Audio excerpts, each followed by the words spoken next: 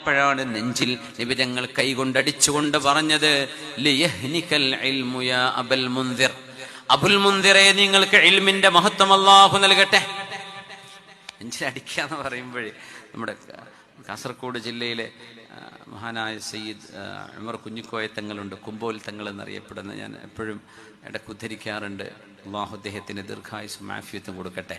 തങ്ങളുടെ അടുത്ത് ചെന്നാൽ ഒരടി വാങ്ങണം എന്നാ പറയാം. ഒരടി നെഞ്ചത്തോ പുറത്തോ കിട്ടിയാൽ അത് ഒരു പൊരുത്തം കൊണ്ട് മഹാൻ ചെയ്യുന്നതാണ്. ഒരു സ്നേഹം ഉണ്ടാകുമ്പോൾ ഇത് ചെയ്യുള്ളൂ. ഒരടിയുണ്ട്, അടി കിട്ടണം എന്നാ പറയാ.